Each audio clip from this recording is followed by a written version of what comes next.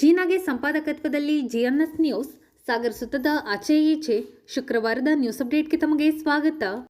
ಮುಖ್ಯಾಂಶಗಳು: ಸಾಗರ ಮಾರಿಕಾಂಬಾ ಜಾತ್ರೆ, ನಗರಸಭೆಯಿಂದ 40 wheel dustbin ಖರೀದಿ, ಶಾಸಕರ ಮಾರ್ಗದರ್ಶನದಲ್ಲಿ ಸ್ವಚ್ಛತೆ ಮತ್ತು ಕುಡಿಯುವ ನೀರು ಸಮರ್ಪಕ ಪೂರೈಕೆ ಎಂದ ಪೌರಾಯುಕ್ತ ನಾಗಪ್ಪ.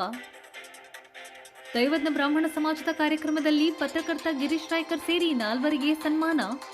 ದೈವಜ್ಞ ಸಮಾಜದ ಅಭಿವೃದ್ಧಿಗೆ ಸಮಾಜ ಬಾಂಧವರು ಕೈಜೋಡಿಸಲು ಮೋಹನ್ ಶೆಟ್ಕರೆ. ಮಾರಿಕಾಂಬಾ ದೇವಿಯ ರಾಜಬೀದಿ ಉತ್ಸವದ ನೂತನ ರಥಕ್ಕೆ ಗಣಪತಿ ದೇವಸ್ಥಾನದಲ್ಲಿ ವಿಶೇಷ ಪೂಜೆ. ಶರಾವತಿ ಹಿನ್ನೀರಿನ ಹಾರಿಗೆ ವೃತ್ತದ ಹಿಂದೂ ಸಂಗಮದಲ್ಲಿ ಭಾರತ ಮಾತೆ ಚಿತ್ರಕ್ಕೆ 100 ದೀಪಗಳ ಆರತಿ. ಹಿಂದೂ ಸಂಗಮದಲ್ಲಿ ವಸಂತ ಗೆಳೆಯ ದಿನೇಶ್ ಭಾರತಿಪುರ ಮಾತು. ಈಗ ಸುದ್ದಿಯ ವಿವರ. ಸಾಗರ ಮಾರಿ ಜಾತ್ರೆ ಸಂದರ್ಭದಲ್ಲಿ ಸ್ವಚ್ಛತೆ ಮತ್ತು ಕುಡಿಯುವ ನೀರು ಪೂರೈಕೆಗೆ ವಿಶೇಷ ಒತ್ತು ನೀಡಲಾಗಿದೆ ಎಂದು ಪೌರಾಯುಕ್ತ ಎಚ್.ಕೆ. ನಾಗಪ್ಪ ತಿಳಿಸಿದರು.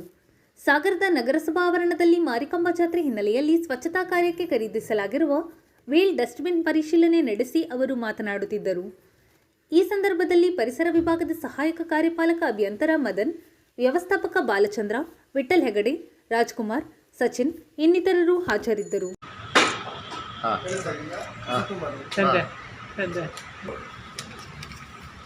ನಮಸ್ಕಾರ. ಸಮಸ್ತ ನಮ್ಮ ಸಾಗರದ ಜನತೆ, ಮಾರಿಕಾಂಬೆಯ ಭಕ್ತಾದಿಗಳಿಗೆ ಜಾತ್ರೆಗೆ ನಾನು ಈ ಸಾಗರ ನಗರಸಭೆಯ ಆಯುಕ್ತರಾಗಿ ಎಲ್ಲರಿಗೂ ಸ್ವಾಗತವನ್ನು ಕೋರ್ತಾ ಇದ್ದೀನಿ. ಈ ಒಂದು ಜಾತ್ರಾ ಮಹೋತ್ಸವದ ಪ್ರಯುಕ್ತ ನಮ್ಮ ವಿಶೇಷವಾಗಿ ನಮ್ಮ ನಗರಸಭೆಯ ಬಹು ಮುಖ್ಯವಾಗಿ ಮಾಡಲೇಬೇಕಾದ ಕೆಲಸಗಳು ಅಂದರೆ ಒಂದು ದೈನಂದಿನ ಸ್ವಚ್ಛತೆ ಮತ್ತು ಜಾತ್ರೆ ನಡೆಯುವ ಸ್ಥಳದಲ್ಲಿ ಸ್ವಚ್ಛತೆ ಮಾಡ್ತಕ್ಕಂಥದ್ದು. ಎರಡನೇದು, ಕುಡಿಯುವ ನೀರನ್ನು ಏನು ಸರಬರಾಜು ಮಾಡ್ತೀವಿ ಜಾತ್ರಾ ಸಂದರ್ಭದಲ್ಲಿ ಹೆಚ್ಚುವರಿಯಾಗಿ ಜನರಿಗೆ ತೊಂದರೆ ಆಗದಂತೆ ಹಬ್ಬ ಆಚರಣೆಗಾಗಿ ಹೆಚ್ಚುವರಿಯಾಗಿ ನೀರನ್ನು, ಕುಡಿಯೋ ನೀರನ್ನು ಕೊಡ್ತಕ್ಕಂಥದ್ದು. ಆಮೇಲೆ ಇನ್ನೊಂದು ಮತ್ತು ಮೂಲಭೂತ ಸೌಕರ್ಯಗಳು ಅಂದರೆ ಈಗಾಗಲೇ ನಾವು ನಮ್ಮ ಮಾನ್ಯ ಶಾಸಕರಾದ ಗೋಪಾಲಕೃಷ್ಣ ಬೇಳೂರು ಸಾಹೇಬರ ಮಾರ್ಗದರ್ಶನದಂತೆ ನಾವು ಹೆಚ್ಚು ಕಡಿಮೆ ಜಾತ್ರೆ ನಡೆಯುವಂಥ ಎಲ್ಲ ಸುಮಾರು 35 ರಸ್ತೆಗಳನ್ನು ಡಾಂಬರೀಕರಣ ಮಾಡಿ ಜನರಿಗೆ ಅನುಕೂಲವನ್ನು ಮಾಡಿಕೊಡ್ತೀವಿ. ಮುಂದುವರೆದು ಈ ನಮ್ಮ ನಗರಸಭೆ ಈ ಒಂದು ಜಾತ್ರಾ ಸಂದರ್ಭದಲ್ಲಿ ತುಂಬ ಪ್ರಮುಖವಾಗಿ ನಮ್ಮ ಕರ್ತವ್ಯಗಳು, ಮಾಡಲೇಬೇಕಾದ ಕರ್ತವ್ಯಗಳು ನಮಗೆ ಈ ಜಾತ್ರಾ ಸಂದರ್ಭದಲ್ಲಿ ಇರ್ತದೆ. ಸ್ವಚ್ಛತೆ ವಿಚಾರದಲ್ಲಿ ಬಂದರೆ ಈಗ ನಾವು ಸಾಂಕ್ರಾಮಿಕ ರೋಗಗಳು ಬಂದಿದ್ದಂತೆ ತಡೆಯೋದಕ್ಕೋಸ್ಕರ ಕ್ರಿಮಿನಾಶಕವನ್ನು ಎಲ್ಲ ಚರಂಡಿಗಳಿಗೆ ಮತ್ತು ಜಾತ್ರಾ ಸ್ಥಳವನ್ನು ನಾವು ಜನರಿಗೆ ಗೊತ್ತಿರಲಿ, ನಾವು ಜಾತ್ರೆ ಸಂದರ್ಭದಲ್ಲಿ ಬೆಳಗಿನ ಜಾವ 2 ಗಂಟೆಗೆ ನಾವು ಸ್ವಚ್ಛತೆಯನ್ನು ಶುರು ಮಾಡ್ತೇವೆ.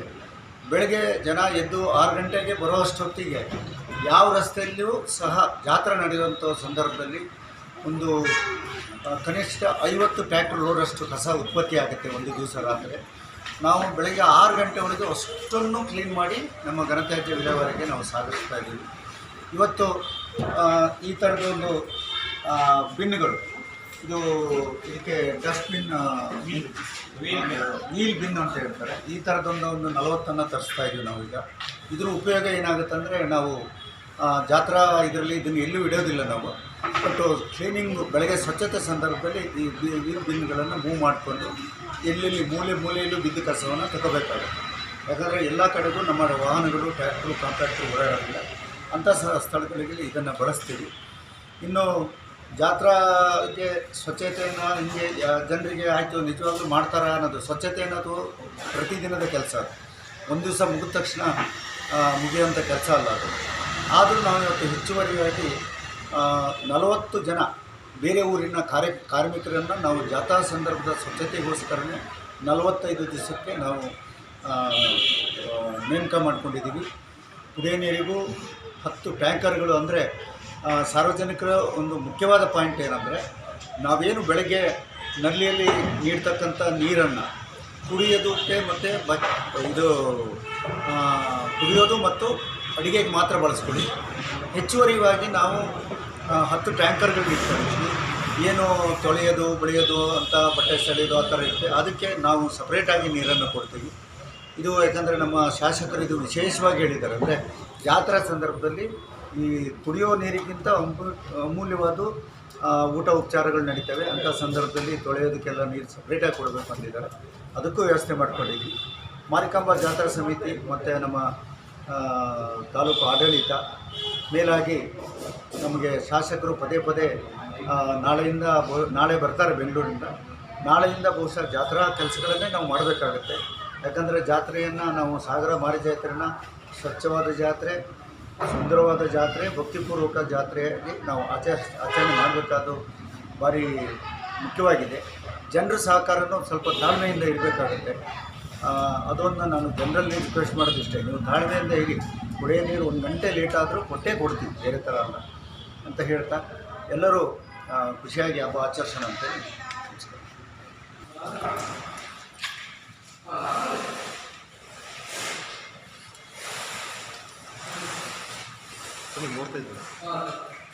ಪ್ರತಿಭಾವಂತ ವಿದ್ಯಾರ್ಥಿಗಳು, ಸಾಧನೆಗೈದ ಸಾಧಕರು ನಮ್ಮ ಸಮಾಜದ ಆಸ್ತಿ.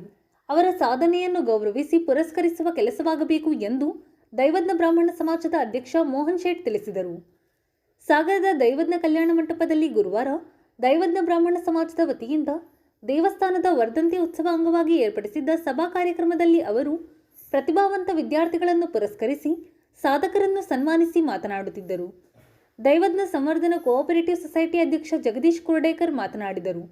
ಇದೇ ಸಂದರ್ಭದಲ್ಲಿ ಪತ್ರಕರ್ತ ಗಿರೀಶ್ ಆರ್ ರಾಯ್ಕರ್, ಕಥಕ್ ನೃತ್ಯಗಾರ ವಿಶ್ವನಾಥ್ ಶಿರೋಡ್ಕರ್, ಬ್ಯಾಡ್ಮಿಂಟನ್ ತರಬೇತುದಾರ ದೀಪಕ್ ಎಸ್, ಕರಾಟೆ ಪಟು ಆರ್ಯನ್ ಕುಮಾರ್ ಅವರನ್ನು ಸನ್ಮಾನಿಸಲಾಯಿತು. ವೇದಿಕೆಯಲ್ಲಿ ಶರತ್, ಮಮತಾ ಅರುಣ್ ಕುಮಾರ್, ರಾಘವೇಂದ್ರ ಶೇಟ್, ಸಂತೋಷ್ ಜಿ ಶೇಟ್, ಹನುಮಂತ್ ವಿ ಶೇಟ್, ನೀಲಕಂಠ್ ಪಿ ರಾಯ್ಕರ್, ಅರವಿಂದ್ ರಾಯ್ಕರ್, ಕೃಷ್ಣ ಆರ್ ಶೇಟ್, ಅಶೋಕ್ ಶೇಟ್, ಮಂಜುನಾಥ್ ಶೇಟ್ ಇನ್ನಿತರರು ಹಾಜರಿದ್ದರು. ಜಗನ್ನಾಥ್ ಶೇಟ್ ಸ್ವಾಗತಿಸಿದರು. ಸೂರ್ಯಕಾಂತ್ ಶೇಟ್ ವಂದಿಸಿದರು. ರಾಘವೇಂದ್ರ ಎನ್ ಕಾರ್ಯಕ್ರಮ ನಿರೂಪಿಸಿದರು.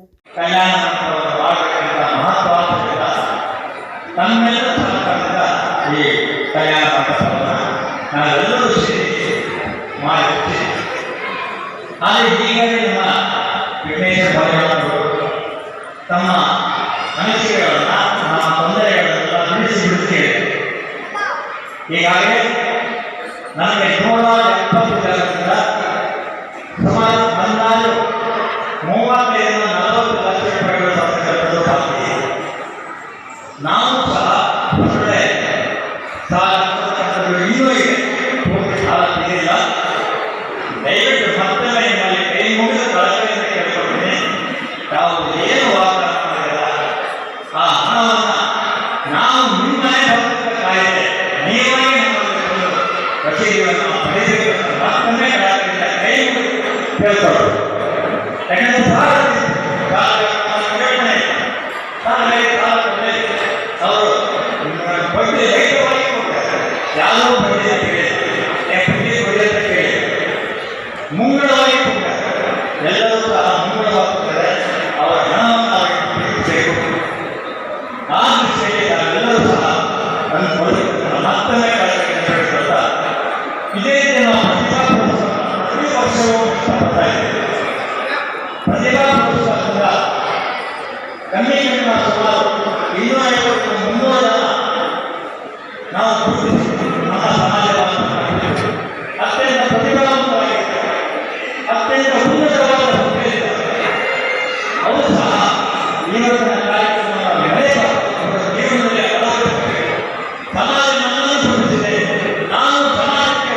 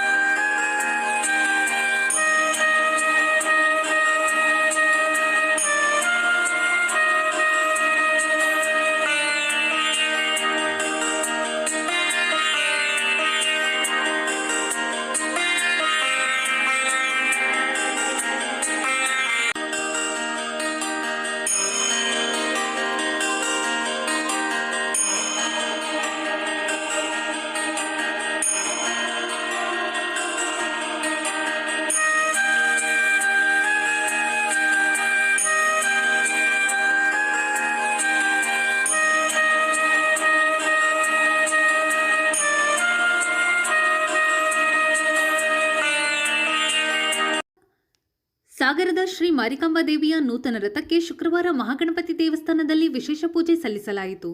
ದೇವಸ್ಥಾನದ ಅರ್ಚಕ ಲಕ್ಷ್ಮಣ್ ಜೋಯ್ಸ್ ಧಾರ್ಮಿಕ ಕಾರ್ಯಕ್ರಮ ನೆರವೇರಿಸಿದರು. ಮಾರಿಕಾಂಬಾ ನ್ಯಾಸ ಪ್ರತಿಷ್ಠಾನದ ಪ್ರಧಾನ ಕಾರ್ಯದರ್ಶಿ ಗಿರಿಧರ್ ರಾವ್, ಜಯರಾಮ್, ರಾಮು ಇನ್ನಿತರರು ಹಾಜರಿದ್ದರು.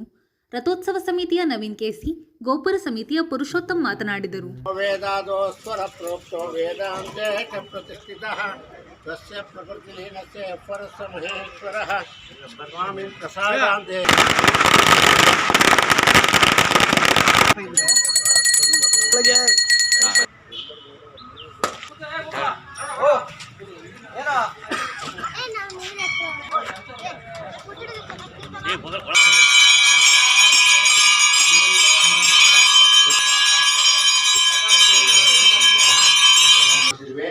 ನಮಗೆ ನಮ್ಮ ಮಾರಿಕಾಂಬ ಎಲ್ಲರಿಗೂ ಜಲ ಹಾಕಿದಕ್ಕೆ ಅಕ್ಷ ಜಲ ಹಾಕಿದಕ್ಕೆ ಹಾಕ್ರಿ ಅಕ್ಷ ಜಲ ಹಾಕಿದಕ್ಕೆ ಹಾಕ್ರಿ ಅಕ್ಷ ಜಲ ಹಾಕಿ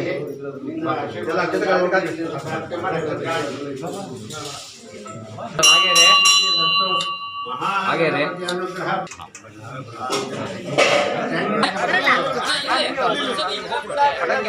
ಹಲೋ 2023 ರಥೋತ್ಸವ ನಡೆಯೋ ಟೈಮಿಗೆ ಸ್ವಲ್ಪ ಸಮಸ್ಯೆ ಬಂದು ಭಾರಿ ಸ್ವಲ್ಪ ಗೊಂದಲದಲ್ಲಿ ರಥೋತ್ಸವ ಮುಗಿಸ್ಕೊಟ್ವಿ. ಆಮೇಲೆ ನಾವು ನಮ್ಮ ತಂಡದವರು ಸುಧೀರ್ ಅವರೆಲ್ಲ ಸೇರಿಕೊಂಡು ನಾವೇ ಎಲ್ಲ ಸೇರಿ ಒಂದು ಚಕ್ರ ನಂದು ಅಂತ ನಾವು ಮಾತಾಡೋಕ್ಕೆ ಶುರು ಮಾಡ್ತೀವಿ. ಆಮೇಲೆ ಈ ಸಲ ರಥ ರೆಡಿ ಆಗಲೇಬೇಕು ಅಂತೇಳಿ ನಾವು ಮಾರಿಗುಡಿ ವ್ಯವಸ್ಥಾಪಕ ಸಮಿತಿಗೆಲ್ಲ ಹೇಳಿದ್ವಿ. ಲಾಸ್ಟ್ ಮೂಮೆಂಟಿಗೆ ಒಂದು 25 ದಿವಸ ಹಿಂದೆ ನಮ್ಮ ಆರ್ಡರ್ ಮಾಡಬೇಕು ಅಂತೇಳಿ ಇದು ನಾವೆಂತ ಮಾಡಿ ಬರೀ ನಮ್ಮ ಏನೋ ಇದರಲ್ಲಿ ಲಾಭ ಇಲ್ಲದೆ ಬರೀ ನಾವು ಮಜೂರಿಗೆ ಮಾಡಿಕೊಟ್ಟಿರೋದು. ಇದಕ್ಕೆ 17 ಜನ ಡೋನರ್ಸ್ ನಮಗೆ ನಮ್ಮ ಹೊರಗಡೆ ಜನ ಎಲ್ಲ ಡೋನರ್ಸ್ ಸಿಕ್ಕಿದ್ದಾರೆ. ಕನಿಷ್ಠ ಒಂದು 4.5 ರಿಂದ 5 ಲಕ್ಷ ಲೆಕ್ಕ ಬೀಳುತ್ತೆ. 4.5 ರಿಂದ 5 ಟನ್ ತೂಕ ಬರುತ್ತೆ. ಇವತ್ತು ಮಹಾಗಣಪತಿ ದೇವಸ್ಥಾನದಲ್ಲಿ ಪೂಜೆ ಮಾಡಿಸಿ ಮಾರಿಕಾಂಬಾ ವ್ಯವಸ್ಥಾಪಕ ಸಮಿತಿ ಇವರಿಗೆ ಹಸ್ತಾಂತರ ಮಾಡ್ತೀವಿ. ಮಾರಿಗುಡಿ ದೇವಸ್ಥಾನಕ್ಕೆ ರೋಜ್ ಪೂಜೆ ಮಾಡಿ. ಇದು ಇಂಜಿನ್ ವ್ಯವಸ್ಥೆ ತುಂಬ 4 ಚಕ್ರ ಏರ್ ಬೇಕು, ಏರ್ ಕಂಪ್ರೆಷರು ಮತ್ತು ಜನರೇಟಲ್ಲಿ ಚಾಲನೆ ಆಗುತ್ತೆ. ಇದಕ್ಕೆ ಯಾವುದೇ ಥರ ಯಾವುದೋ ಅವಶ್ಯಕತೆ ಇರೋದಿಲ್ಲ. ಮ್ಯಾನ್ಯುವಲ್ಲಾಗಿ ಭಾರಿ ಈ ಲಾರಿ ಡ್ರೈವಿಂಗ್ ಸಿಸ್ಟಮ್ ಇತ್ತು, ಭಾರಿ ಸಾಫ್ಟ್ ಹಗುರವಾಗಿ ಕೆಲವು ಜನರು ಎಳೆಯುವಂಥ ನವೀನ್ ಅವರ ನೇತೃತ್ವದಲ್ಲಿ ಈ ದಿನ ಎಲ್ಲ ದಾನಿಗಳ ಒಂದು 17 ಜನ ದಾನಿಗಳ ನೆರವಿನಿಂದ ಈ ರಥವನ್ನು ಶ್ರೀ ಮಾರಿಕಾಂಬಾ ನ್ಯಾಸ ಪ್ರತಿಷ್ಠಾನಕ್ಕೆ ಹಸ್ತಾಂತರ ಮಾಡಲಾಗಿದೆ. ಹಾಗೂ ಇವರ ಜೊತೆಯಲ್ಲಿ ಮುರುಘಣ್ಣವರು, ಇವರು ಸುಧೀರ್, ಆಮೇಲೆ ಇವರು ದಿನಾಕರ್, ಪ್ರವೀಣ್ ನಾಡಿಗು, ಎಲ್ಲರೂ ದಾನಿಗಳು, ಸುಮಾರು ಜನ 17 ಜನ ದಾನಿಗಳು ಎಲ್ಲರೂ ಸೇರಿ ಈ ರಥನ ಮಾರಿಕಾಂಬಾ KC ನವೀನ್ ಅವರ ನೇತೃತ್ವದಲ್ಲಿ ಮಾರಿಕಾಂಬಾ ಹ್ಯಾಂಡ್ ಓವರ್ ಮಾಡ್ತೀವಿ.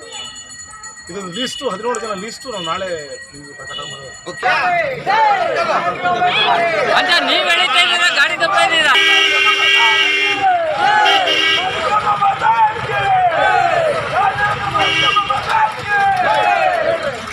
ಹಿಂದೂ ಸಮಾಜದಲ್ಲಿ ಸಾಮರಸ್ಯ ಕಾಪಾಡಬೇಕು, ಸ್ಪರ್ಶ ಅಸ್ಪರ್ಶ ಭಾವನೆ ದೂರ ಮಾಡಬೇಕು, ನನ್ನ ಧರ್ಮ ನನ್ನ ಸಂಸ್ಕೃತಿಯ ಮೂಲನಂಬಿಕೆಯಲ್ಲಿ ನಾವು ಬದುಕು ಕಟ್ಟಿಕೊಳ್ಳಬೇಕು ಎನ್ನುವ ಸಂಕಲ್ಪ ಕೈಗೊಳ್ಳಬೇಕು ಎಂದು ಸಂಘ ಪರಿವಾರದ ವಸಂತ ಗಿಳಿಯಾರ್ ತಿಳಿಸಿದರು. ಸಾಗರ ತಾಲೂಕಿನ ತುಮರಿ ಹೋಬಳಿಯ ಕುದುರೂರು ಗ್ರಾಮ ಪಂಚಾಯಿತಿ ವ್ಯಾಪ್ತಿಯ ಹಾರ್ಗೆ ವೃತ್ತದ ರಾಣಿ ಚನ್ನಭೈರವಾದೇವಿ ವೇದಿಕೆಯಲ್ಲಿ ಹಿಂದೂ ಸಂಗಮ ಗ್ರಾಮಾಂತರ ಮಂಡಲದ ವತಿಯಿಂದ ಆಯೋಜಿಸಿದ್ದ ಹಿಂದೂ ಸಂಗಮ ಕಾರ್ಯಕ್ರಮದಲ್ಲಿ ಅವರು ದಿಕ್ಸೂಚಿ ಭಾಷಣ ಮಾಡುತ್ತಿದ್ದರು. ಉಮಾ ನಾಗೇಂದ್ರ, ದೇವರಾಜ್ ಜೈನ್, KT ಗಣಪತಿ, ಪ್ರಭಾಕರ್ ಭಟ್ ಹೊಸಕೊಪ್ಪ, ಸೀನಪ್ಪ, ರಾಜಪ್ಪ ಸಿಗ್ಗಲು ಇನ್ನಿತರರು ಉಪಸ್ಥಿತರಿದ್ದರು. ಸುಧಮ್ಮ ಮತ್ತು ಸಂಗಡಿಗರು ಪ್ರಾರ್ಥಿಸಿದರು. ಸಂತೋಷ್ ಬೊಬ್ಬಿಗೆ ಸ್ವಾಗತಿಸಿದರು. ದಿನೇಶ್ ಭಾರತಿಪುರ ಪ್ರಾಸ್ತಾವಿಕ ಮಾತನಾಡಿದರು. ಗಣಪತಿ ಹೊನಗಲು ವಂದಿಸಿದರು. ನಾಗರಾಜ್ ಬೊಬ್ಬಿಗೆ ಕಾರ್ಯಕ್ರಮ ನಿರೂಪಿಸಿದರು. ಇದೇ ಸಂದರ್ಭದಲ್ಲಿ ನೂರಾರು ಜನರು ಭಾರತ ಮಾತೆ ಭಾವಚಿತ್ರಕ್ಕೆ ಏಕಕಾಲದಲ್ಲಿ ದೀಪ ನಮನ ಸಲ್ಲಿಸಿದರು. ವಿವಿಧ ತಂಡಗಳಿಂದ ಸಾಂಸ್ಕೃತಿಕ ಕಾರ್ಯಕ್ರಮ ನಡೆಯಿತು. ನಾನಾ ರೀತಿಯ ವಿರೋಧಗಳು, ಆರೋಪಗಳು ಬಂದವು. 4 ಬಾರಿ ಸಂಘವನ್ನು ನಿಷೇಧ ಮಾಡಿತು ಬ್ರಿಟಿಷರು ಸೇರಿದ ಹಾಗೆ. ಈಗ ವಿರೋಧವನ್ನೂ ಎದುರಿಸಿ, ಅಪಹಾಸ್ಯವನ್ನೂ ಎದುರಿಸಿ ಇವತ್ತು ರಾಷ್ಟ್ರೀಯ ಸ್ವಯಂ ಸೇವಕ ಸಂಘದ ವಿಚಾರ ಇವತ್ತು ಸಮಾಜ ಸ್ವೀಕಾರ ಮಾಡುವಂತಹ ಸ್ಥಿತಿಯಲ್ಲಿದೆ. ಸಂಘ ಕೊಟ್ಟ ಕರೆಗೆ ಇವತ್ತು ಹಳ್ಳಿಗಳಲ್ಲಿ ನೂರಾರು ಜನ ಸೇರ್ತಕ್ಕಂಥ ದೃಶ್ಯವನ್ನು ನಾವು ಕಣ್ಣಾರೆ ನೋಡ್ತಾ ಇದ್ದೀವಿ. ಸಂಘ ತಾನು 100 ವರ್ಷ ಪೂರೈಸ್ತಾ ಇರ್ತಕ್ಕಂಥ ಈ ಸಂದರ್ಭದಲ್ಲಿ ಸಮಾಜದಿಂದಲೂ ಅನೇಕ ಅಪೇಕ್ಷೆಗಳನ್ನು ಪಡ್ತಾ ಇದೆ. ನಮಗೆ ಈ 100 ವರ್ಷ ಅನ್ನುವಂಥದ್ದು ತುಂಬಾ ಸಂಭ್ರಮ ಪಡುವಂತಹ ಸಂದರ್ಭ ಅಲ್ಲ. ಒಬ್ಬ ರೋಗಿ ಆಸ್ಪತ್ರೆಯ ಐಸಿಯುನಲ್ಲಿ ಬಹಳ ದಿವಸ ಇದ್ದಾನೆ ಅಂದ್ರೆ ಸಂತೋಷ ಪಡ್ತಕ್ಕಂಥದ್ದಲ್ಲ, ಆದಷ್ಟು ಬೇಗ ಹೊರಗೆ ಬರಬೇಕು ಅಂತ ಅಪೇಕ್ಷೆ ಪಡ್ತೀವಿ. ಸಂಘ ಸ್ಥಾಪಕ ಡಾಕ್ಟರ್ ಹೆಗಡೆವಾರ್ ಹೇಳ್ತಾ ಇದ್ರು, ಯಾಚಿದೇಹಿ ಯಾಚಿದೇವಳ, ನನ್ನ ಈ ಕಣ್ಣುಗಳಲ್ಲೇ ಸಂಘಟಿತವಾಗಿರ್ತಕ್ಕಂಥ ಸಮಾಜವನ್ನು ನೋಡಬೇಕು ಅಂತ ಹೇಳ್ತಾ ಇದ್ರು. ನಾನು ಪ್ರಾರಂಭದಲ್ಲಿ ಹೇಳಿದಾಗೇನೆ ಹಿಂದೂ ಸಮಾಜದಲ್ಲಿ ಒಂದು ಸಂಘಟನೆ ಕಟ್ಟಲಿಕ್ಕೆ ನಾವು ಹೊರಟಿಲ್ಲ. ಸಮಗ್ರ ಸಮಾಜವೇ ಸಂಘಟಿತವಾಗಬೇಕು, ಸಂಘಟನೆಯ ರೂಪದಲ್ಲಿ ಮೈತಾಳಿ ನಿಲ್ಲಬೇಕು. ಯಾರೂ ಕೂಡ ಕೆಟ್ಟ ದೃಷ್ಟಿಯಲ್ಲಿ ನಮ್ಮ ಸಮಾಜವನ್ನ ನೋಡ್ತಕ್ಕಂತಹ ಧೈರ್ಯ ಬರಬಾರ್ದು ಅವರಿಗೆ. ಅಷ್ಟರ ಮಟ್ಟಿಗೆ ನಾವು ಸಂಘಟಿತರಾಗಿ ಶಕ್ತಿಶಾಲಿಗಳಾಗಿರಬೇಕು.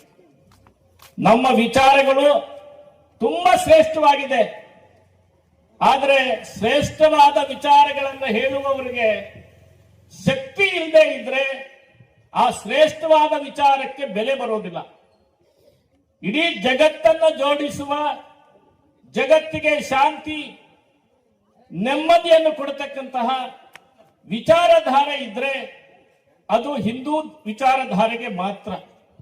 ಇಷ್ಟು ಶ್ರೇಷ್ಠವಾದ ವಿಚಾರಧಾರೆ ಇಟ್ಕೊಂಡಿರ್ತಕ್ಕಂಥ ಸಮಾಜ ದುರ್ಬಲವಾಗಿದ್ರೆ, ದುರ್ಬಲ ಬಾಯಿಂದ ಬರತಕ್ಕಂಥ ಯಾವುದೇ ಶ್ರೇಷ್ಠ ವಿಚಾರವನ್ನು ಜಗತ್ತು ಒಪ್ಪೋದಿಲ್ಲ. ಹಾಗಾಗಿ ಶ್ರೇಷ್ಠ ವಿಚಾರಗಳನ್ನು ಹೇಳಬೇಕಾದ್ರೆ ಹೇಳುವವರು ಎಷ್ಟು ಶಕ್ತಿಶಾಲಿಗಳು ಅನ್ನೋದು ಕೂಡ ಗಣನೆಗೆ ಬರುತ್ತೆ. ಹಾಗಾಗಿ ಇವತ್ತು ರಾಷ್ಟ್ರೀಯ ಸ್ವಯಂ ಸೇವಕ ಸಂಘ 100 ವರ್ಷ ಪೂರೈಸತಕ್ಕಂಥ ಈ ಸಂದರ್ಭದಲ್ಲಿ ಸಮಾಜದಿಂದಲೂ ಅನೇಕ ರೀತಿಯ ಅಪೇಕ್ಷೆಗಳನ್ನು ಇಟ್ಕೊಂಡು ಈ ರೀತಿಯ ಕಾರ್ಯಕ್ರಮಗಳನ್ನು ಮಾಡ್ತಾ ಇದೆ. ಬಹುಶಃ ಈ ವೃತ್ತದಲ್ಲಿ ಈ ಹಿಂದೆ ಅನೇಕ ಕಾರ್ಯಕ್ರಮಗಳು ಆಗಿ ಹೋಗಿರಬಹುದು. ಬಹುಶಃ ಇದೇ ಮೊದಲನೇ ಕಾರ್ಯಕ್ರಮ ಆಗಿರ್ಲಿಕ್ಕಿಲ್ಲ. ಆದ್ರೆ ಆ ಎಲ್ಲ ಕಾರ್ಯಕ್ರಮಗಳಿಗಿಂತ ಈ ಕಾರ್ಯಕ್ರಮ ಭಿನ್ನವಾಗಿರ್ತಕ್ಕಂಥದ್ದು ಅನ್ನುವಂಥದ್ದು ನನ್ನ ಭಾವನೆ. ಇಲ್ಲಿ ಯಾರದ್ದೋ ಆಕ್ರೋಶದ ಭಾಷಣವನ್ನು, ಆವೇಶದ ಭಾಷಣವನ್ನು ನೀವು ಕೇಳ್ಕೊಂಡು ಹೋಗೋದಕ್ಕೆ ಸಾಧ್ಯ ಇಲ್ಲ. ಇಲ್ಲಿ ನಾವು ಬಂದವರು ಯಾರು ಆ ತರ ಭಾಷಣ ಮಾಡೋರು ಅಲ್ಲ. ಆದ್ರೆ ವಾಪಸ್ ಮನೆಗೆ ಹೋಗುವಾಗ ಒಂದಿಷ್ಟು ವಿಚಾರಗಳನ್ನು ತಗೊಂಡು ನಾವು ಮನೆಗೆ ಹೋಗ್ಬೇಕು ಅಂತ ಅಪೇಕ್ಷೆ ಇರ್ತಕ್ಕಂಥದ್ದು. ಸಂಘಕ್ಕೆ 100 ವರ್ಷ ತುಂಬ್ತಾ ಇರ್ತಕ್ಕಂಥ ಈ ಸಂದರ್ಭದಲ್ಲಿ ಒಂದು ಈ ಹಿಂದೂ ಸಮಾಜದ ಒಬ್ಬ ಸದಸ್ಯನಾಗಿ, ಅಂದ್ರೆ ಒಬ್ಬ ವ್ಯಕ್ತಿಯಾಗಿ, ಒಂದು ಕುಟುಂಬವಾಗಿ, ಇಡೀ ಒಂದು ಸಮಾಜವಾಗಿ ನಾವು ಮುಂದಿನ ದಿನಗಳಲ್ಲಿ ಹೇಗೆ ನಡ್ಕೊಳ್ಬೇಕು, ಏನು ಪರಿವರ್ತನೆಯನ್ನು ತರಬೇಕು ಅನ್ನುವಂತ ಒಂದು ಚಿಂತನೆಯನ್ನ ಹಚ್ಚತಕ್ಕಂತ ಕಾರ್ಯಕ್ರಮ ಇವತ್ತಿನ ಹಿಂದೂ ಸಂಗಮ. ಏನೋ ಭಾಷಣ ಮಾಡ್ತೀವಿ, ಭಾಷಣ ಕೇಳ್ಕೊಂಡು ಹೋಗ್ತೀವಿ ಅಂತ ಅಂದ್ರೆ ಇಲ್ಲಿವರೆಗಾಗಿರುವಂತ 100 ಭಾಷಣ ಅಥವಾ 100 ಕಾರ್ಯಕ್ರಮದ ಜೊತೆಯಲ್ಲಿ ಇದು ಒಂದು ಸೇರ್ಕೊಳ್ಳುತ್ತೆ. ದೇಶ ಇವತ್ತು ಒಂದು ಪರಿವರ್ತನೆಯ ಕಾಲಘಟ್ಟದಲ್ಲಿ ಸಾಗ್ತಾ ಇದೆ. ಒಳ್ಳೆಯ ಒಂದು ಎಜುಕೇಶನ್ ಪಡ್ಕೋಬೇಕು, ಒಳ್ಳೆಯ ವಿವೇಕಾನಂದರ ಹಾಗೆ ಜ್ಞಾನಿಯಾಗಬೇಕು, ಶಿವಾಜಿಯ ಹಾಗೆ ವೀರನಾಗಬೇಕು ಅಂತ ಹೇಳಿ ಕನಸನ್ನ ಕಟ್ಕೊಂಡು ನೀವು ದುಡಿತಾ ಇರ್ತೀರಿ. ಇಬ್ರು ದುಡಿಮೆಯ ಮೇಲೆ ಬಿದ್ದಿರ್ತೀರಿ. ಮಕ್ಕಳು ಏನ್ ಮಾಡ್ತಾರೆ ಅನ್ನೋದನ್ನು ಗಮನಿಸೋದಿಲ್ಲ. ಆದ್ರೆ ಈ ವೇದಿಕೆಯಿಂದ ನಿಮಗೆ ನಾನೊಂದು ಮನವಿಯನ್ನ ಮಾಡಿಕೊಳ್ತೇನೆ. ನಿಮ್ಮ ಮಕ್ಕಳ ಚಲನವಲನದ ಬಗ್ಗೆ ಗಮನವನ್ನ ಇಡಿ. ನಿಮ್ಮ ಮಗು ಯಾರ ಸಹವಾಸದಲ್ಲಿದೆ ಅನ್ನೋದನ್ನ ನೀವು ಯೋಚನೆ ಮಾಡಿ ಆ ಮಗುವಿನ ಮೇಲೆ ಒಂದು ಕಣ್ಣನ್ನ ಇಡಿ. ನಮ್ಮ ಸಮಾಜವನ್ನ ಪತನಗೊಳಿಸಲಿಕ್ಕೆ ಬೇರೆ ಬೇರೆ ದಾರಿಯನ್ನ ಇರಿಸಿಕೊಂಡು ಅರಿಗಳು ಹೆಜ್ಜೆಯನ್ನ ಹಾಕ್ತಲೇ ಇದ್ದಾರೆ. ಯಾರಾದ್ರೂ ಈ ಧರ್ಮವನ್ನ, ಈ ಸನಾತನ ಪರಂಪರೆಯನ್ನ ಹೊಗಳ್ತಾರೆ ಅಂತ ಹೇಳಿದ್ರೆ ನಿಜಕ್ಕೂ ನಾವು ಹೆಮ್ಮೆ ಪಡಬೇಕು. ಹೊಗಳಿಸಿಕೊಳ್ಳಲು ಯೋಗ್ಯವಾದಂತ ಧರ್ಮ ನನ್ನದು ಎನ್ನುವಂತ ಹೆಮ್ಮೆ ನಮಗಿರಲಿ. ಆದರೆ ಯಾರಾದರೂ ನಮ್ಮ ಧರ್ಮದ ಧಾರ್ಮಿಕ ಶ್ರದ್ಧಾ ಕೇಂದ್ರವನ್ನ ಟಾರ್ಗೆಟ್ ಮಾಡ್ತಾ ಇದ್ದಾರೆ, ಸುಳ್ಳು ಕಥೆಯನ್ನ ಹೆಣಿತಾ ಇದ್ದಾರೆ, ನಮ್ಮ ಧರ್ಮವನ್ನ ತೆಗಳ್ತಾ ಇದ್ದಾರೆ ಅಂತ ಹೇಳಿದ್ರೆ ಎಚ್ಚರಗೊಳ್ಳಿ, ಎಚ್ಚರಗೊಳ್ಳಿ. ಅದರ ಹಿಂದೆ ಬಹಳ ದೊಡ್ಡ ಷಡ್ಯಂತ್ರ ಇರ್ತದೆ ಅನ್ನೋದನ್ನ ನೀವು ಗಮನಿಸುವ, ಗುರುತಿಸುವ ಮೊದಲು ನಮ್ಮ ಧಾರ್ಮಿಕ ಭಾವನೆಯನ್ನ ಗಮನಿಸುವ ಕೆಲಸವನ್ನು ಅವರು ಮಾಡ್ತಾರೆ. ಎಚ್ಚರಾಗಿ, ಎಚ್ಚರಾಗಿ. ಧರ್ಮಸ್ಥಳದ ವಿಚಾರವನ್ನು ಹೇಳಿದ್ರು. ಆರಂಭಿಕ ಹಂತದಲ್ಲಿ ಯಾವುದೋ ಒಂದು ಅನನ್ಯ ಭಟ್ ಅಂತ ಹೇಳಿ ಒಂದು ಹುಡುಗಿಯ ವಿಚಾರವನ್ನ ತಂದ್ರು. ಹುಡುಕ್ತಾ ಹೋದಾಗ ಅನನ್ಯ ಭಟ್ ಎನ್ನುವಂತ ಹೆಣ್ಣು ಮಗಳೇ ಹುಟ್ಟಿಲ್ಲ. ಬುರುಡೆ ಅಂತ ಹೇಳಿ ತಂದ್ರು, 18 ಗುಂಡಿಯನ್ನ ಆಗಿದ್ರು. ಅಲ್ಲಿ ಯಾವ ಬುರುಡೆಗಳು, ಸಾವಿರ ಬುರುಡೆ. ಒಬ್ಬ ಮೊಹಮ್ಮದ್ ಸಮೀರ್ ಎನ್ನುವಂತ ಹುಡುಗ ಬಂದು ಸಾವಿರ ಬುರುಡೆಗಳಿವೆ ಅಲ್ಲಿ ಅಂತ ಹೇಳ್ದ. ನೀವೆಲ್ಲ ವಾಟ್ಸಪ್ ಅಲ್ಲಿ, ಫೇಸ್ಬುಕ್ ಅಲ್ಲಿ ಅದನ್ನ ನೋಡಿದ್ರಿ. ಹೌದಂತೆ, ಹಂಗಂತೆ, ಹಿಂಗಂತೆ. ಎಲ್ಲಿದೆ ಬುರುಡೆ? ನಮ್ಮ ಧಾರ್ಮಿಕ ಶ್ರದ್ಧಾ ಕೇಂದ್ರವನ್ನ ಹೊಡಿಲಿಕ್ಕೆ ನೂರಾರು ರೀತಿಯ ಸಂಚುಗಳಾಗ್ತಾ ಇವೆ. ಇಶಾ ಫೌಂಡೇಶನ್ ಮೇಲೆ ದಾಳಿಯನ್ನ ಮಾಡಿದ್ರು, ಶಬರಿಮಲೆ ಮೇಲೆ ದಾಳಿಯನ್ನ ಮಾಡಿದ್ರು, ಶನಿಸಿಂಗ್ಲಾಪುರದ ಮೇಲೆ ದಾಳಿಯನ್ನ ಮಾಡಿದ್ರು, ತಿರುಪತಿಯ ಮೇಲೆ ದಾಳಿಯನ್ನ ಮಾಡಿದ್ರು, ಧರ್ಮಸ್ಥಳದ ಮೇಲೆ ದಾಳಿಯನ್ನ ಮಾಡಿದ್ರು. ನಾಳೆ ಇಲ್ಲೇ ಸಿಗಂದೂರಿಗೆ ಬಂದು ದಾಳಿಯನ್ನ ಮಾಡ್ತಾರೆ. ನೀವು ಎಚ್ಚರ ಆಗದೇ ಇದ್ರೆ ನಿಮ್ಮ ಮನೆಯ ಮೇಲೆ ದಾಳಿ ಆಗ್ತದೆ. ಎಚ್ಚರ. ಆ ಕಾರಣಕ್ಕೋಸ್ಕರ ಇವತ್ತು ಹಿಂದೂ ಸಂಗಮ ನಡೀತಾ ಇರುವಂತದ್ದೇ ಹೊರತು ಇನ್ಯಾರೋ ಒಬ್ಬ ನಮ್ಮ ಮೇಲೆ ದಾಳಿ ಮಾಡ್ತಾನೆ, ಜಾಗರಣರಾಗೋಣ, ಜಾಗೃತಿಯನ್ನ ಹೊಂದೋಣ ಅಂತ ಹೇಳೋದು ಯಾವುದೇ ಧರ್ಮದ ವಿರುದ್ಧದ ಘೋಷಣೆ ಅಲ್ಲ, ಯಾವುದೇ ದ್ವೇಷ ಭಾಷಣ ಅಲ್ಲ. ಇವತ್ತು ಇರಾನ್ನಲ್ಲಿ ಏನಾಗ್ತಾ ಇದೆ? ಜರಾಸ್ಟ್ರೀಯನ್ನರನ್ನ ಮತಾಂತರ ಮಾಡಿ ಇನ್ನೊಂದು ಧರ್ಮ ಅಲ್ಲಿಗೆ ದಾಳಿಯನ್ನ ಮಾಡಿ ತನ್ನ ಧರ್ಮಧ್ವಜವನ್ನ ಅಲ್ಲಿ ನೆಟ್ಟು ಇವತ್ತು ಅಲ್ಲಿನ ಹೆಣ್ಣು ಮಕ್ಕಳು ಯಾವ ಬುರ್ಕಾದ ಒಳಗಡೆ ಅವರನ್ನ ಹತ್ತಿಕ್ಕಲಾಗಿತ್ತು ಅದನ್ನ ಕಿತ್ತು ರಸ್ತೆಗೆ ಎಸಿತಾ ಇದ್ದಾರೆ. ಅಲ್ಲಿನ ಮಸೀದಿಗಳಿಗೆ ಕಲ್ಲನ್ನ ಎಸಿತಾ ಇದ್ದಾರೆ, ಮೌಲ್ಯಗಳಿಗೆ ಹೊಡಿತಾ ಇದ್ದಾರೆ. ಇದು ನಾವು ಪತ್ರಿಕೆಗಳಲ್ಲಿ, ಟಿವಿಗಳಲ್ಲಿ ನೋಡಿದಂತ ಸತ್ಯ. ಇದು ಯಾವುದೇ ಧರ್ಮದ ವಿರುದ್ಧವಾದ ಮಾತಲ್ಲ.